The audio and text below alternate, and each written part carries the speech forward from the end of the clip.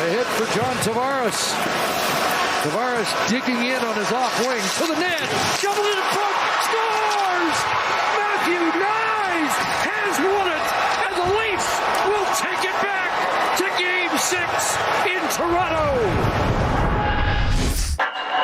The night of Game 5s, the night of eliminations. We said goodbye to two teams on Wednesday. We'll get to those in a couple of moments. Welcome to 32 Thoughts, the podcast presented by the GMC Sierra Elevation.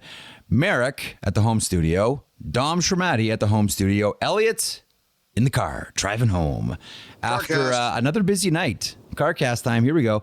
Another busy night around Hockey Night in Canada, and we'll start with the early game that had everyone on the edge of their seat and everyone all nervous around the city of Toronto. It was backs against the wall for the Maple Leafs, and they had to do it without Austin Matthews, and there was a goalie change, and this was a fascinating game. Like, I think it was either you or Kevin that brought up the point that Boston looked nervous early, and they did. They never quite grabbed this thing. 2-1. It took overtime. Matthew Knies with the overtime winner here. 2-1 is the game. The Boston Bruins still with a 3-2 series lead as the venue shifts back to Toronto. What stood out for you, Elliotte, in a game that, listen, the Maple Leafs grabbed early and dominated in that first period before letting Boston come up for a breath? First of all, it's Matthew Knies now, according to Bieksa, who picked him correctly to have a big game and score in the overtime, which he did. Yes, he did. And I would like to say that it was me who said Boston was nervous, because anything smart is mine, anything dumb comes from Kevin. So people have to recognize this. Good. I thought Brad Marchand, Kyle actually showed the clip during the game. Brad Marchand was asked about being up 3-1 in the comparison to last year, and he cut off the question. He was like, last year was last year, this year is this year, I don't even want to hear about it. Jeff, you know what the question is? The question is moot. It does not exist. After watching that game and the way Boston started, the question is not moot. The question is a legitimate question. And that is, you know, if you really think about it, on Thursday night for Game 6, you're going to have Boston, which is all of a sudden has had trouble closing, versus Toronto, which can't win at home. Like, something's got to give on Thursday night. But I thought Toronto was really good. I thought Marner played really well. I thought Domi played really well. I thought Bertuzzi played really well. I thought their defense played really well. I thought Wool was excellent. Considering Wool didn't face a lot of chances, he faced a lot of grade A chances. Ooh, they had some great, I was going to say they had some great looks, particularly in overtime, right before they scored. Like, a lot of players that Toronto needed to step up had great nights. And Tavares, who I didn't think had a great night offensively, made a huge rush in overtime to set up the winning goal. You know, Hang on. Pause on that for 1 second. Yeah. That's a remarkable play. The one thing that, listen, we've all talked about the skating before with John Tavares. Like, he beat him wide. Yes. He beat him wide with some speed. Like, I think that's something noteworthy here. I don't think we've seen a burst like that from John Tavares in quite some time. Yes, it's no question that has been the biggest critique of Tavares over the last couple of years. And in a big moment, he delivered it. You know what really stood out to me was the first intermission interview with Jake McCabe. Now, normally I would tell Dom to post it, but you can't tell by the words. You have to see his face. He doesn't even look at Kyle, which to me is good judgment as opposed to anything else. But he doesn't even look at Kyle. Ouch. He is all business. He's staring straight ahead. It's short answers. You know what's happened here, Jeff. They know what everybody said about them. You cannot escape it. There are some cities you cannot wrap yourself in the bubble. This is one. After a game like Saturday night is one. And Someone texted me in the middle of the game, and this was a GM of another team, and he said to me, you know a coach is in trouble when the team won't play for him. And they said that these guys are playing for Keefe and they're playing for each other. It's very clear that whether Keefe said it to them or they said it to each other, after the way they lost in Toronto, booed off the ice, ridiculed by the fans and media, they said to themselves, no matter what happens, we are going down hard. And they took the game, and as we said, the Bruins looked nervous, and I thought they played great. Now, I thought Boston came on in the second half of that game, and that's probably a good omen for them on Thursday in Toronto. But what you do is you create a little bit of doubt in the Bruins, and you create a little bit of belief in Toronto. And game 6 will be tougher than this one, but I bet a lot of people, like when Florida knocked out Tampa on Monday night, I put out the tweet saying, you know, Florida will now play the winner of Toronto-Boston, and everyone's like, okay, Boston. And then on Tuesday night, when I said that we don't know what's going on with Matthews. I think it's more than a simple illness. But we'll find out, as you assume, in the playoffs after their season is over. And people are tweeting at me. They're like, oh, like in 3 hours. So although like they knew what everybody was saying about them and they found a way.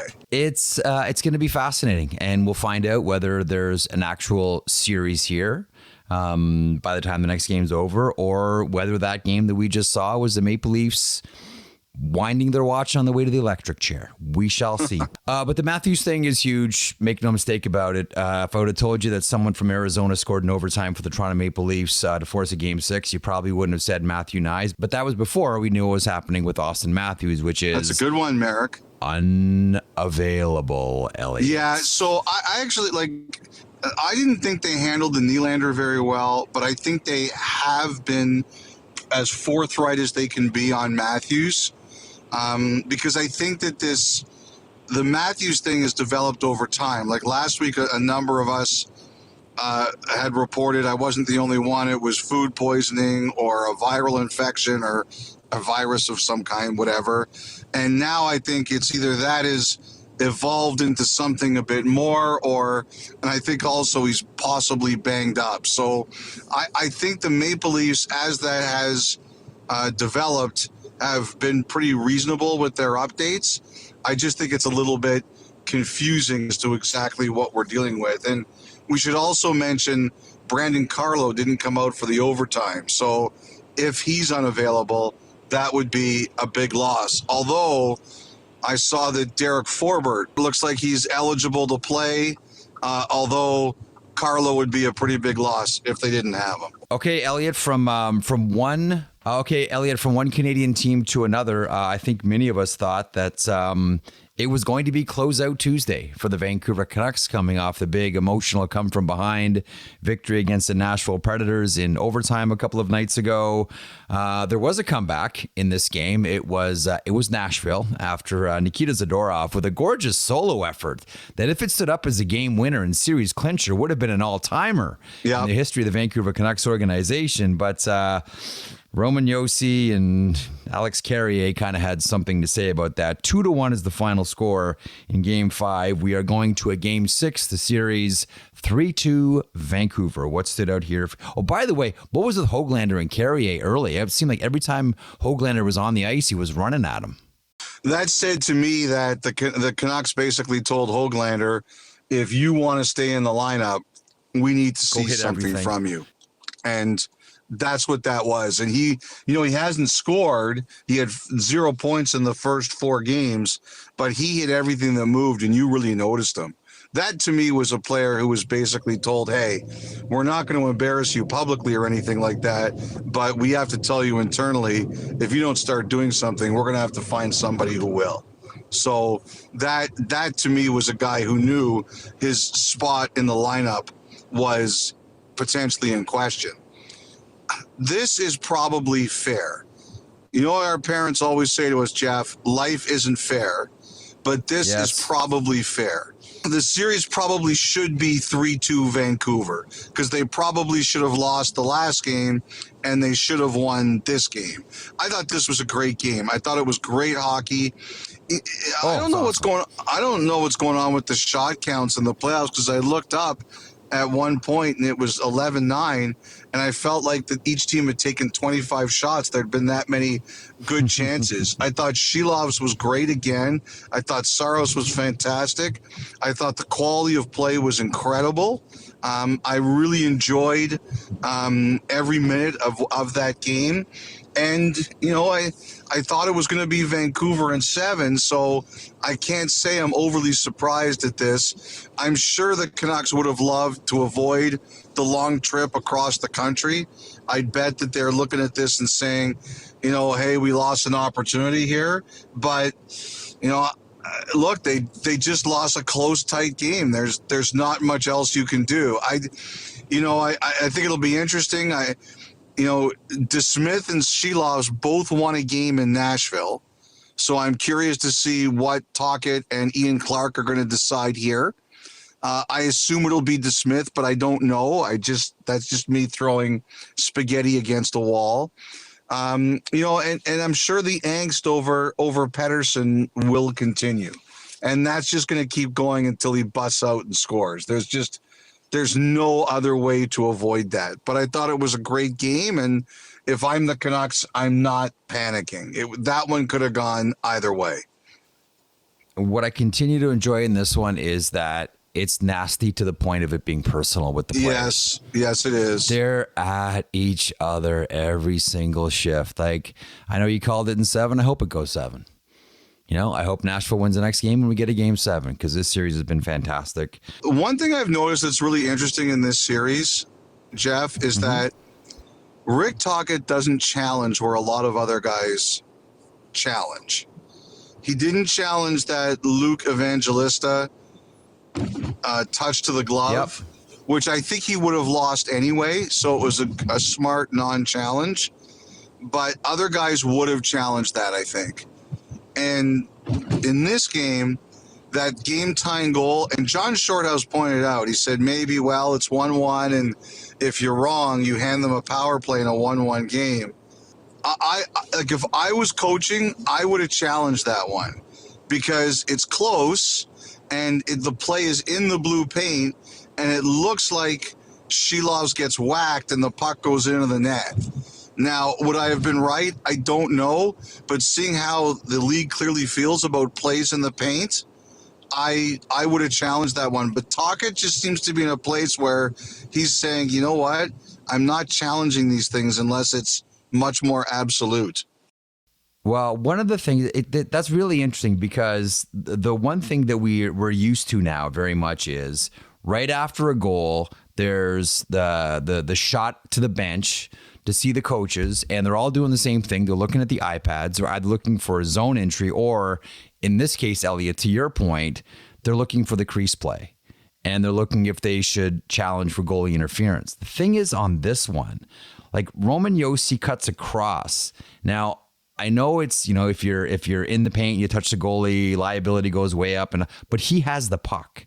And if you have the puck, you're allowed to go into the crease. It wasn't Josi I was wondering about. If you watch it, Nyquist takes a whack at Shilovs. He's whacking at the puck, right?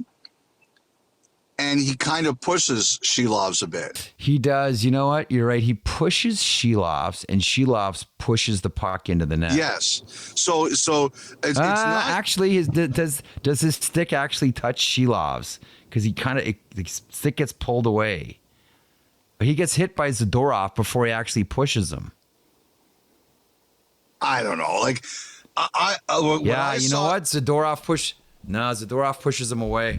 Okay, so you think Zadorov pushes him away? Maybe. I thought he's doing what he's supposed to. He's doing what he's supposed to do. He's jamming at Shilovs for the puck. And we thought, looking at it, that you could at least argue that he pushed Shilovs towards the goal line. which the question technically is, you're not supposed to do. Are you confident enough to make that call and not put your team shorthanded for 2 minutes? Here's and that's the big question. And Tocchet, I can't disagree with Tocchet's decision not to do it. The one reason, and we were going to talk about this if the game went to overtime, the one reason I would have considered it, and my argument was going to be that the night before in the Tampa game, they established that the blue paint means you lose, right? Yes. Oh yeah. And I would have taken that chance. I would have. I might not have been right, and I concede that this is not a slam dunk, and that's why Tocchet may have thought, you know what, I'm not wasting my time with this. But I would have challenged it because of what happened with Tampa. Now, the Tampa guys were upset, obviously, and not that I blame them, because I don't really like those goals being wiped out. But my theory on this, Jeff, is they're trying to establish, and they have established, that if it's in the crease, if you go into the blue without help, that's on you. Yep. And what they're trying to say is, we'd much rather have it be black and white, or blue and white in this case, than have us making judgment calls on is a battle fair. Like when I listen to Kelly Rudy say in the intermission of the Tampa game, I want to see the goalies battle. In theory, I think he's right. In practice, I just think that leads to a whole Pandora's box that nobody wants. Because then it doesn't become as clear as, was he pushed into the blue or did he go in on his own volition? It becomes a decision about, well, was that a battle or was that too much? And God knows we don't want that determining everything. It's awful. We've seen it before. It's awful. Anyway, I would have challenged that. I keep saying, if you don't like that standard, tell me what's better. Yeah. That is an interesting one. But the only difference though, like in the Tampa Florida game, the closeout game, you're right, they're establishing stay out of the blue very much. But the difference with this one is you're still allowed to go into the blue if A, you have the puck, or B, you're pursuing the puck. Yes. In the Tampa Florida situation with Duclair and Cirelli, they didn't have the puck. Yes. And as much as I can kind of look at the Duclair thing and say, maybe I don't like that one, Cirelli to me was as you like to say, blue and white. Anyhow, we got a game 6 in this one. So we're off to Nashville again in a lovely series between the Predators and the Vancouver Canucks. Now, to the exits Tuesday night. Yeah. The Winnipeg Jets out in 5. A Colorado Avalanche, congratulations. They are through to the second round. They will play the winner of the Vegas Golden Knights Dallas Stars series, which is quickly turning into the most intriguing series in the Stanley Cup playoffs. We'll get there in a couple of moments. The one thing about the Colorado Avalanche, let me get a quick thought here on them first before we go to Winnipeg. They're rolling. They just took apart a team that is coached by Rick Bowness, where the premium is on defense, and they picked apart a goaltender that's going to win the Vezina Trophy. And these are the goals they put up in each game. Game 1, a loss, but still 6. And then it was 5. And then it was 6. And then it was 5. And Tuesday night, it was 6 again. Those are monster numbers in 5 games against a defensively oriented team. Elliotte, your thoughts on this series? Well, not only that, but also Winnipeg scores a minute into game 5 and Colorado scores 2 minutes later. Winnipeg ties the game at 3. Really rough goal, the Pionk one that knocks in his net. Like, nobody wants to see that. Winnipeg fights their way back, ties it at 3, and Colorado scores the eventual winning goal 2 minutes later. It wasn't only that they scored, Jeff, it's that they counterpunched so effectively. After the first game, whenever Winnipeg looked like they were gaining momentum, Colorado just stuffed it right at them. And that was the thing that really stood out to me, is that they really had a difficult time sustaining any momentum. Number one, good for Georgiev. he was on the ropes and he outdueled the eventual Vezina Trophy winner. The Winnipeg, for me, like, it's really weird. I have trouble figuring it out, and basically I'm disappointed for the Jets. One of the things that I really think about a lot in the NHL is not so much when you lose, it's who you lose to.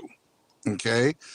People are going to look at this, they're going to say, oh, the Jets lost in the first round. When I'm doing my year-end evaluations, I'm not saying, oh no, we lost in the first round if I was the Jets. I'm saying we lost to a potential Stanley Cup champion. This is not the same series as Carolina Islanders or Washington Rangers. And I think that's very important. I understand why fans react that way. I get that media will react that way. I don't react that way. I see them as they lost to Colorado and they should react as such. I think also, remember a year ago, Jets fans wouldn't have thought, as disappointing and as crushing as this is, they didn't think this year was going to be this good. A lot of things went right for the Jets this year. So now where do we go? Number one, they have some really good prospects. I'm not sure they're all ready for the NHL right now. They have to marinate a bit, but they have good prospects. Number two, I think this is generally an organization that makes good hockey decisions. And they've been pretty successful at keeping good players and having them want to sign, despite what, Jeff, I would call geographical limitations on their situation. So I think the Jets do I think the Jets do a lot of things right, but what I think they have to figure out, and I admit, at 1:47 a.m. Eastern, just a couple hours after they got knocked out, I don't have a good answer for it. But what I would really think they should dive deep on and really look into is why things fall apart for them in the playoffs. They won the first game against Vegas last year, and they collapsed. They won the first game against Colorado this year, and they collapsed. Now, these are good teams. That can happen. But you know what? Especially this year, you're a good team too. And there are moments in these collapses where it doesn't appear as if everyone's on the same page. So that's where I'm looking at. Like, that is where I'm going. How do I attack that? How do I attack that we seem to crack in moments of extreme pressure? That's where I'm looking at. Look, there's the Bonus question. They have a team option on him. It was a really hard year for Bonus and his family. I think that, that is going to, I think we all wonder what that's going to mean for his future. I thought Dylan Sandberg made some big steps this year, but they play in a division where you need a tough, mobile defense, and they are still working on that. I see, and tough, mobile defensive play, not just the blue line, but the whole team. They're not good enough yet at that and that's one of the things. But the other thing I'm looking at is, why do they crack? Because I think that is an organization that generally makes good decisions, but there's something that happens in playoff series that they have to dial down on. I have no answer for that one. It's too early. Yeah. The one thing that I do wonder about with the Winnipeg Jets is it a team that needs a couple of younger players in the lineup for a sort of youthful shot, a youthful injection? Because you know what that can do to a team. Like, sure, they make mistakes. I get it. You know, it's tough asking any coach. It's tough to coach kids, and you know, this isn't a developmental league, and they're going to make mistakes, and they need to learn and all that. But I just look at Winnipeg, and I just wonder if, you know, looking at next season, that, and you mentioned they have a lot of really good prospects too, and guys that are close. If they need, like, you know, at least two good young players in this lineup, like I can't help, and I say this every year.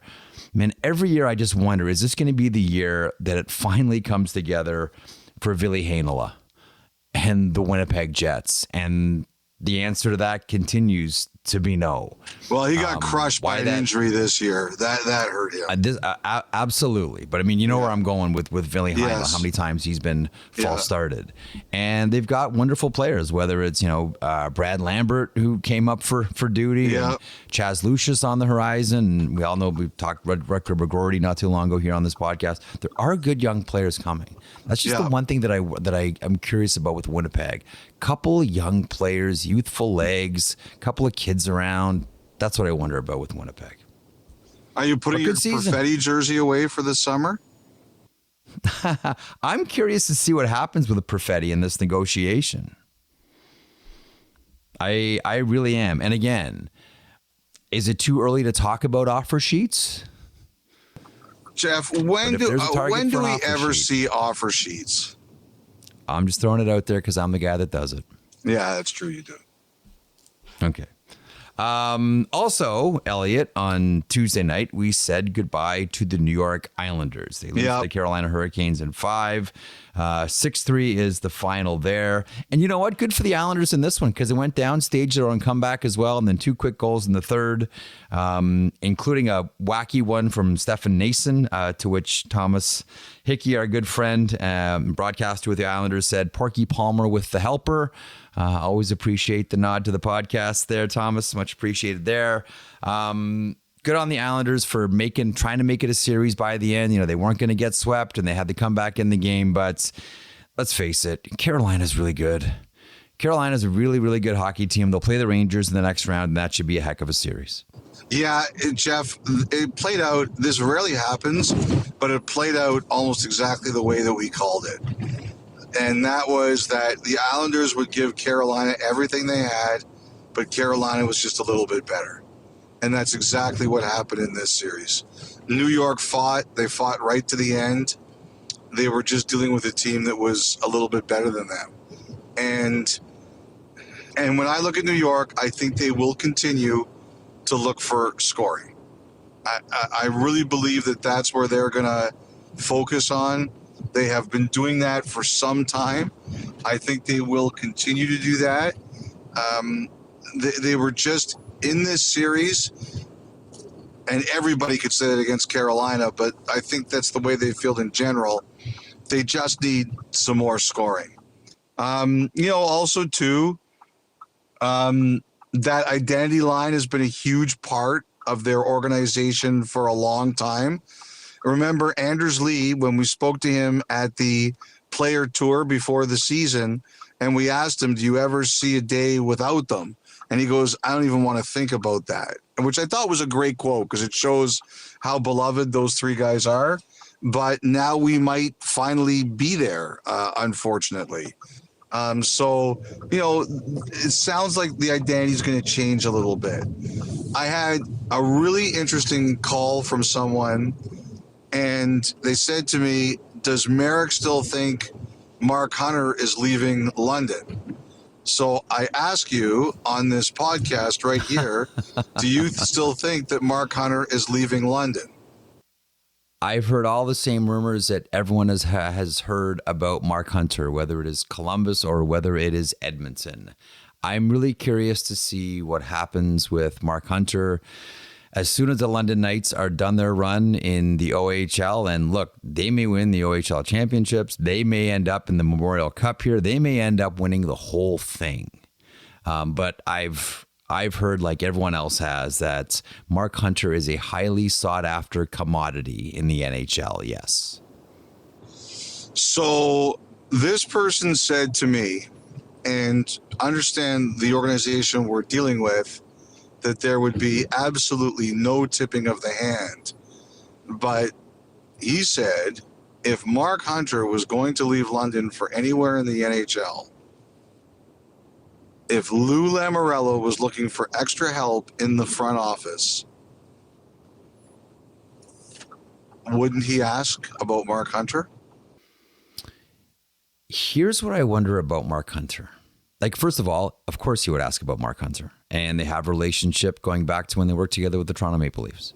Of course, if there's any truth to this, we just cost Mark Hunter the job. But let's just talk about it. Yeah, no kidding, right? Yeah. Yeah. Sorry, Mark. I would wonder if he would want a situation where he could bring in an entire crew. Like he could bring in an entire staff. Yeah, I don't have the answers to all that. Yeah. Not just come in as, as a solo act. That's what I would want. Like, would that be more attractive to Mark Hunter? So that I don't know. Would he be looking for, again, this is assuming that he would be going somewhere because there is significant interest out there in him. Is he more interested in bringing a whole act or just him? Solo tour or bringing the band? That I don't know. Paul McCartney was good in both. He sure was. Okay, so as we mentioned, the Carolina Hurricanes will face off against the New York Rangers next. The Colorado Avalanche will play the winner of Vegas and Dallas. Also, we should mention, before we get to some news here, mentioned earlier, sort of under the umbrella of goalie interference, the Tampa Bay Lightning and the Florida Panthers. Call it the proverbial passing of the torch. Certainly felt like that. But the Panthers are the new state champions. They defeat the Tampa Bay Lightning, take them out in 5. The questions begin about Steven Stamkos. John Cooper very much stood up for Stamkos and said what we all think, I think, and that is he belongs in Tampa. But John Cooper doesn't hold that pen. I don't hold that pen. You don't hold that pen. Steven Stamkos holds one of the pens in that relationship. The other is Julien Brisebois, and that is the most important pen here. Your thoughts on Tampa's season? Your thoughts on what's next for the Bolts? Well, I thought they gave Florida everything they had. It was similar to the Islander Carolina series. One team was better than the other, but you knew that the team that wasn't as good on paper was going to fight, and that's exactly what Tampa did. You expect nothing differently from the Lightning, and they gave us exactly that. Jeff, for me, when it comes to Stamkos, for me, he was one of their best players in that series. Going away. He played hard. And so I'm looking at them and I'm just saying, okay, maybe you can go out and you can find a replacement. Like, that's the one thing here. Tampa's going to have to make changes. Yes, they have cap issues. Yes. But the one thing about them is that they're Tampa and players are going to want to play there. So they're going to have the opportunity to fix things easier than some other teams would. So that's important to remember. But, are you going to find anybody who obviously cares as much about the organization and plays as hard for the organization as Stamkos does? You're definitely going to change the DNA of your team if he's not there next year. And that doesn't mean there aren't guys who play hard, like Kucherov plays hard, Hedman plays hard, Point plays hard. All these guys play hard, but, he's a linchpin of a lot of that. So, I was talking to a few people about it on Tuesday. I was like, what do you think? What do you think? What do you think? And I've said this before, and I know I'm repeating myself, but they know they have a guy there who wants to be there. And I think the sweet spot for them is to come in with a number and figure out what the number, and I know what you're going to say, the term is. The term and the number is that they know that they feel he'll say, okay, I'll do this, as opposed to they lowball him so much that it actually makes him think, you know what, that's ridiculous, and I'm going to go look elsewhere. So that's where I think it is. Like, the way Cooper talked after game they got knocked out actually made me seem more optimistic about the possibility. But you know, it's emotion, it's post game. You just have to be careful assuming everything. Until I hear otherwise, my position is there's a deal to be made here unless Tampa comes in too low. That's the thing I think could scuttle it. I'll say this. One guy did tell me that everybody, like, Stamkos is one of the most liked players in the league, and everybody recognizes that he wants to stay in Tampa. That's his number one choice.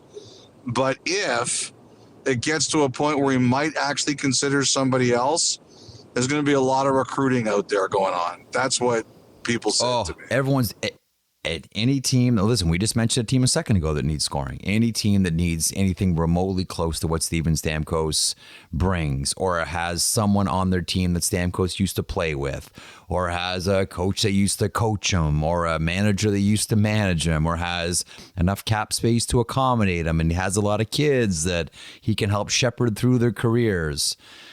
If it isn't Tampa, his name will be everywhere. Elliotte. Yes. Now, you also mentioned John Cooper's name there. Yeah. Who has, I believe, one more year left on his contract with the Tampa Bay Lighting. Yeah. Is that an issue at all? He's going to talk on Wednesday. I'm sure we'll get a bit more clarity. There's a lot of noise around this time of year. And there's some with Mike Sullivan too, and we will get to that. But what I think it is there's a bunch of teams here that need to hire coaches.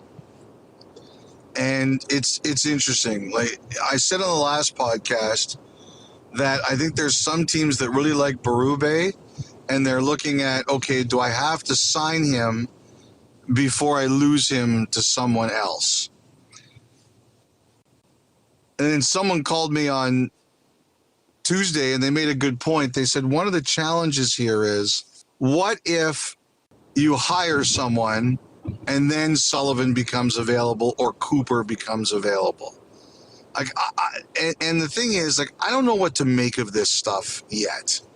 One of the things about the Lightning is I would suspect that they have discussed an extension with him. It's kind of not Tampa's way. I would suspect that they have discussed an extension with him. It doesn't seem to me, Jeff, to be very Tampa to want to go into the last year of this contract without an extension, unless for whatever reason. There's only two reasons they wouldn't. Number one, they're just not sure after 10 years he's still their guy. Or number two, after 10 years, he's not so sure he wants to do this anymore. And basically, I think that's why there's a lot of noise around Cooper, is because people are just wondering, is there any chance that he or they would want a change of scenery after all this time? So I'm sure we'll get more of an answer on Wednesday, but that's where I think in this particular case, it's all coming from. Okay, well, dovetailing John Cooper, then you just mentioned his name. What is the latest? Either scuttlebutt, fact, speculation, rumor, hint about Mike Sullivan of Pittsburgh? Yeah, this is another weird one, Jeff, because I was under the impression that it was pretty much a slam dunk that Sullivan was coming back to Pittsburgh. That they were more than comfortable with Sullivan as the person to lead them through the next phase of whatever this is, really, even though there was a GM change, even though it's Kyle Dubas, not Ron Hakstol. I had heard that the working relationship was set to continue into next year.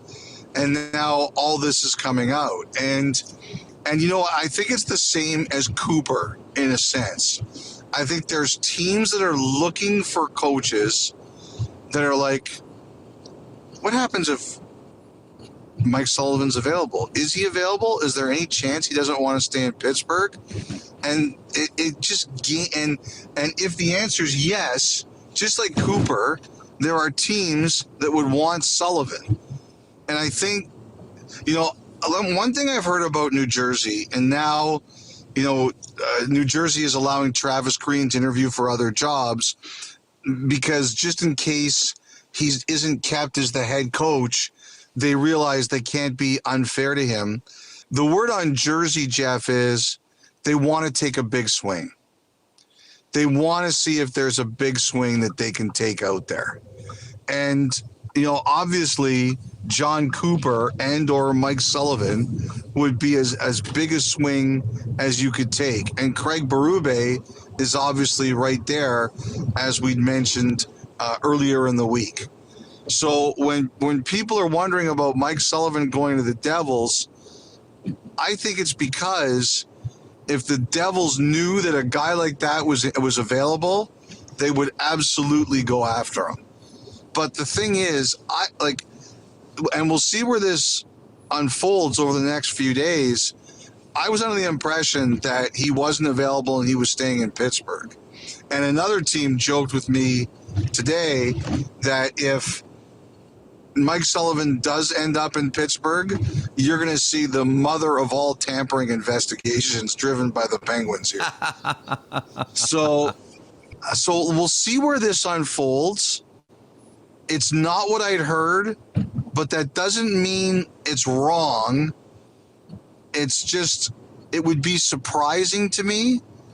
But I think what it says is before teams hire, they want to make sure these guys aren't actually available. And I have seen this happen before. I have seen teams wait this out before just to make sure. So it's not unusual.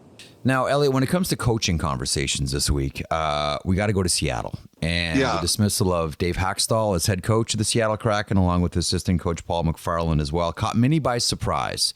I think some looked at this one and said, I don't know, this is a third-year expansion team. They're doing okay. Last year they made the playoffs, beat the defending Stanley Cup champions. That was great. I know they had a super high shooting percentage that they dined out on. Everybody was scoring all four lines, and that was gonna take a dip this season, and it did. Did this one surprise you at all? Did this one catch you? It did. I had some other people who told me I shouldn't have been as surprised, but it did for the reasons you mentioned. 1 year ago, he was in the second round of the playoffs with the team, and he got an extension. 4 coaches with extensions. Wow. Fired before they even coached a minute of them. And this is going to affect coaches' salaries. Maybe some people with huge leverage are going to be just fine, but it's going to affect some others. There's no doubt about that. But yeah, I was surprised. I had some other people, like I said, but I was surprised. Now, Emily Kaplan from ESPN reported that the exit interviews played a very big role, that the players indicated that they wanted to change or they would be unhappy. I don't know that. I think things like that are always a factor, but I think there was another factor. So the NBA, it's kind of a known secret in the NBA, Jeff, that after they get their TV deals done, they're going to consider expansion. And they're getting close to getting their TV deals done. And the expansion teams are expected to be Vegas and Seattle, bringing back the Supersonics, which would correct an injustice. The Supersonics leaving a great basketball city. And what I think is that part of this was about, if not most of this was about, we need to make sure if the Supersonics come back that our team is a little bit stronger. And I watched that media conference with Ron Francis. Jeff, he's a poker face. He doesn't give away a lot. He did not look happy. He did not look happy. And so not only am I looking at where they're going to go to replace Hakstol, but I'm also just wondering about the overall sense of the organization. They know they need scoring. They've been looking for scoring. But what this says to me is that the pressure or the press is on. They need to be more consistently successful. They need to be more entertaining, because the sports marketplace there might be getting a little bit more crowded, and they want to make sure that their place is secure. I do believe that had a big part of this coaching change. I hadn't heard that one before, but that's a really interesting and plausible reason here. Now, I'll be honest with you. I just assume that it's Dan Bilesman coming up from Coachella Valley at the end of the season. I have Am I looking at this too naively? Look, I think he's a very serious contender. When this first came up last week, that was the first name I mentioned. Jeff, I just assume until we find out that Bilesman's not in, I think he's a contender. The other thing that I wonder about, and again, going back to that presser, given the way that Ron Francis didn't play a poker face, as you like to put it, I wonder if that means as well that there are more moves coming from the Seattle Kraken this summer. I believe I would not be surprised I think at they all want to be Ron more Francis aggressive. I do. Francis is patient. He's always patient. I think this is an organization that wants to be a little bit more aggressive. I absolutely think you're onto something here. Okay, one more thing here quickly before we go to Montana's Thought Line. Sean Couturier is now represented by CAA, so he has changed. And what I wonder about with this, Elliotte, is normally when we see players of his stature, and a player like Sean Couturier's case has gone through a significant injury, and we all know the situation this year between him and John Tortorella with the Philadelphia Flyers.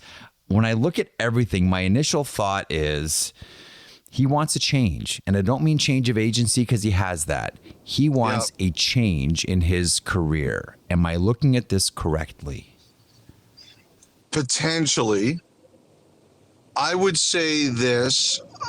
I believe that last year was a very loud year in Couturier's career, including at one point where his then agent Eric Lupien, went public in his defense of the player. What this says to me is that Couturier wants, and probably the Flyers too, want something a little quieter and want to work on managing the relationship a little better. But what it also says to me, like Pat Brisson, he's a facilitator. He knows a lot of people. He's very connected. What it says to me is if it gets to the point where everybody here realizes it can't work for whatever reason, then he has the ability to help them get deals done. So, well, the obvious one is Jack Eichel. Like, he was a huge part of that situation, obviously. Yeah, and there's I'll been just a be few, blunt, like that was my first thought. My first thought went to, he's gone to CAA and Pat Brisson. Look what Pat Brisson was able to do for Jack Eichel. Does Sean Couturier feel the same way? Again, that's just first thought. One of the things is, Jeff, is that if they are going to deal Couturier, it's a much more complicated trade. There's a lot of term left. He's battled injuries. Yep. You know, it's not going to be player for players as the Eichel deal was. There would have to be a retention and some other things there. So that is, it's a different trade. But the bottom line is, yes, he can do that. And that's one of the things to watch here. But the other thing I do believe is that the relationship between Couturier and the organization got white hot intense last year, And I just don't think the Flyers want that. And I don't think Couturier wants that. I think it's one of those things where they just want to see, is there a way the overall situation can be managed a little differently? And that's what this is about too. Okay. On that, we'll hit a break. So the Montana's Thought Line is next. Keep it here.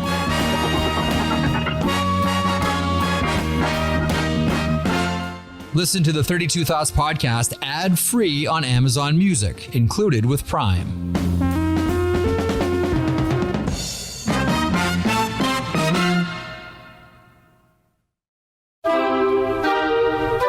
Elliotte time now for the Montana's Thought Line. Montana's Barbecue and Bar, Canada's home for barbecue.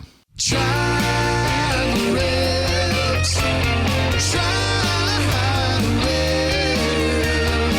ribs. You got to try ribs. Thank you, Rick Turner and Elliotte. You'll be glad to know Scott, who emailed in from, I got to pronounce this properly, Fukutane, New Zealand, says, I think Elliotte should do his try the ribs bit at the end of the Montana's Thought Line so we can get the best of both worlds. So can you throw in a try the ribs on your own here for each? Try the ribs. 32 Thoughts at sportsnet.ca. That one's for you, Scott. 1-833-311-3232. Don't say we don't love New Zealand. 32 Thoughts at sportsnet.ca. 1-833-311-3232. Okay, this comes to us from Emil from Sweden. Hello, Jelly Dom. Long time, first time. Last episode, you talked about CHL alumni getting to choose which league their sons get drafted into. That got me thinking about the AFL, the Aussie Rules Football League in, as you guessed it, Australia. They have this the thing guy in the white hat and the white jacket pointing if it's 1 point so or 6. Good. It's so good. I loved that. It was so great. You could tell the directors loved that cutaway. They couldn't get to it soon enough. 100%. Well, it made the whole event. They have this thing called the, quote, father-son rule, where teams get exclusive rights to draft a son or daughter of a player that has played more than 100 games for that club. Now, there are a lot of stipulations and adaptations of this rule, and I'm merely a Swede having lived down under for 5 years, so I'm not entirely sure how it works. Nevertheless, wouldn't it be sweet if the NHL implemented a father-son rule? And since you agree with such enthusiasm, where should we draw the line for games played in a single franchise? I'm thinking 1,000. Love the pod. Take care and change. Hey, Elliotte, take care and change your spark plugs. There you go. We got a new one. Change your spark plugs. I like that. That's awesome. The CHL does have that rule about being able to choose your league. And I'm going to turn this over to you for a second, get your thoughts on this. The last time this was an issue, to my knowledge, was 2010 at the OHL draft in 2010. Now, there's sort of an unwritten rule amongst managers in the OHL that a GM, like teams will allow a GM's son to be drafted by that team. Like they don't jump in front of the queue. They don't jump in front of the line and grab a general manager's son if he's going to be, drafted. But there's a certain limits. And the 2010 draft, Kirby Reichel was up for it. Warren Reichel was the manager of the Windsor Spitfires, longtime NHLer. And in the first round, he didn't take, like Warren Reichel of the Windsor Spitfires, didn't take Kirby. Mm-hmm. Took another player. Mm-hmm. And the Barrie Colts, who picked one after the Windsor Spitfires, thought that, hang on a second. So he's going to take a first round pick and then get a first round pick value in his son in the second round. That's being greedy. So Barrie took Kirby Reichel one pick after Windsor didn't. Wow. And Elliotte, it caused drama in the OHL. It was like, I remember that was a real scene, and it was kind of an issue for a couple of years until he finally made his way to Windsor. Anyway, that was the first thing that I thought of when I read this email. Obviously, in the NHL, I don't think anything like that would ever happen. It was great fortune, for example, that the Coyotes took Josh Doan. He got to play in Arizona this year before the team moved. But One story that this kind of reminded me of was Kevin Lowe's son, Keegan. And Keegan was taken 73rd overall in the 2011 NHL draft by the Carolina Hurricanes. And after that draft was over, Kevin Lowe admitted that Keegan told him, please, I don't want to be drafted by the Oilers. I'd like to start and create something on my own. And it wasn't anything negative or anything like that. And Kevin said he totally understood. But sometimes maybe the child doesn't want to follow the same path and wants to carve their own routes. And that was the one I remember. Interesting email, interesting concepts, and just love that conversation nonetheless. Okay. Yeah, fun idea. Why not, eh? Okay, voicemail time. Hey guys, got a quick question about gambling and injuries. So William Nylander is not playing because of the migraines, but that was not known to us going into the series. So gambling odds would probably change if the public actually knew about William's injury and the fact that he wasn't going to be playing in game 1, 2, or 3, or more games than that, right? So just wondering if, your guys' thoughts on that, and moving forward, if there's going to be any reporting of injuries going into the playoffs or going into games just like the NFL has, where you have to report a player's injury and what the injury is. It's just, gamblers like myself and my friends, it would have been really nice to know that the odds would have changed if, the Leafs' second best player wasn't going to be playing in the series. Okay, so a couple of things there. One, that is a voicemail, obviously, from last week. And two, leave your name. Let us know who you are. Yes. Unless you want to remain anonymous. Unless, yes, you are in witness protection. In that case, do not leave your name and probably disguise your voice. First of all, I'm glad you selected this question, Jeff and Dom, because this is timely. So my general feeling, as you know, I'm a wagerer, but I'm not a big one. I never bet anything I'm uncomfortable losing. And if I don't bet for a month or two, it doesn't bother me. I'm a small time wagerer. My general feeling is buyer beware, and that's not just on gambling, that's just on basically everything. That if you're going to put down a wager or you're going to buy anything, A, do all your possible research, and B, recognize that things are going to happen that you can't control. So that, Jeff, is generally my overriding philosophy, buyer beware. However, and it came up with a few people after the Nylander injury. Now the NHL is taking money, and the teams are, and the TV networks, we should say, we are not clean in all of this. We are taking a ton of gambling money, and it definitely seems unfair, insincere, whichever word you want to use, that we are taking all of this money and not providing people with the full information. I think a lot of people used to think the way I do, oh, you bet and a guy was hurt, tough noogies. However, I think more people now think, wait a sec, if the teams in the leagues are going to get into bed with all of this, they can't just take the money and say, sorry, we can't help you. Now, I was talking to some people about it this week, and here's the thing, okay? Right now, and this is what this person said to me, and this is a big person. So I think if he says it to me, A, I believe it from him, and B, I believe it to be the general feeling. Right now, there's just not enough money bet on hockey for the NHL to step in. Maybe that's not the right answer. Maybe that's not the answer people that want to hear, but I suspect it is the right answer. There's so much money bet on the NFL, both in terms of wagering and fantasy football, that there are legit penalties if you do not do your injury reports properly. If players miss games and they're not on the injury report, you get fined. That's a punishment.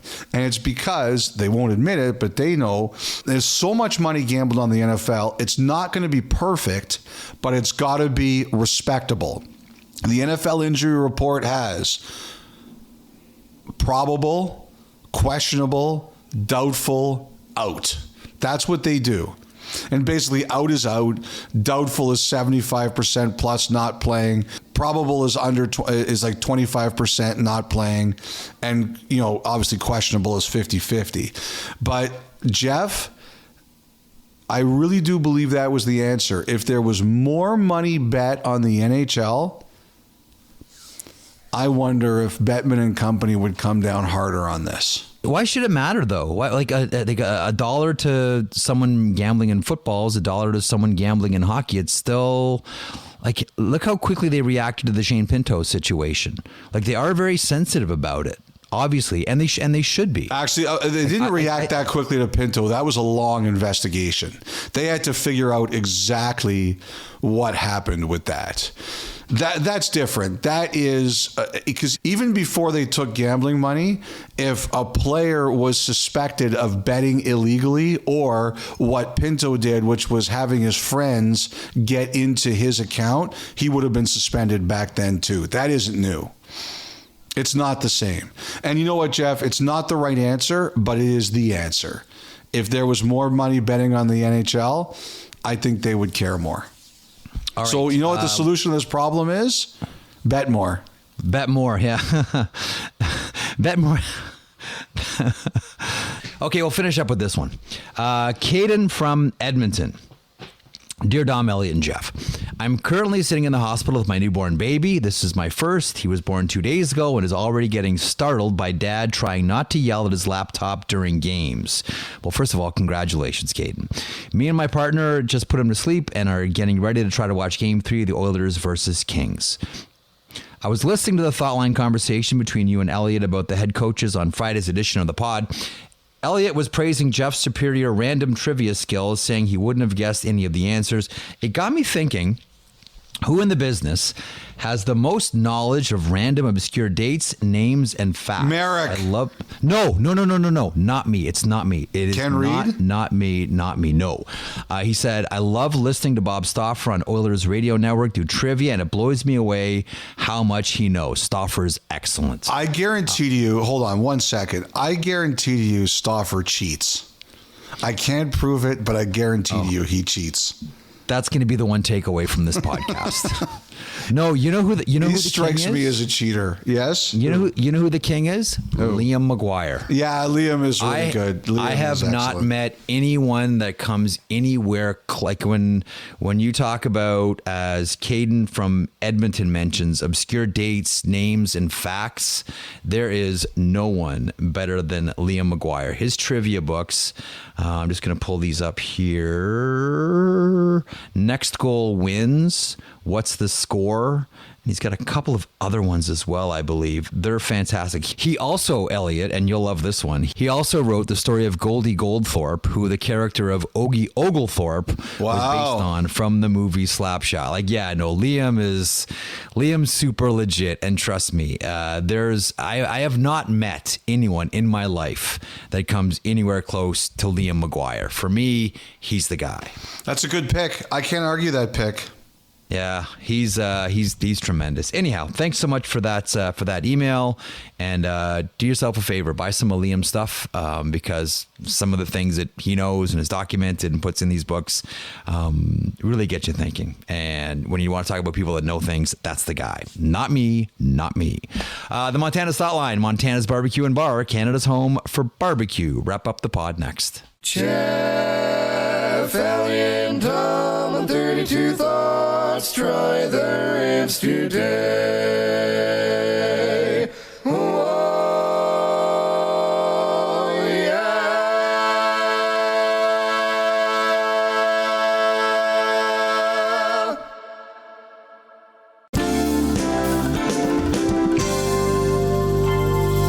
All right, welcome back to 32 Thoughts, the podcast, presented as always by the GMC Sierra Elevation. Elliotte will finish up the pod today by talking about two series we're going to watch tonight.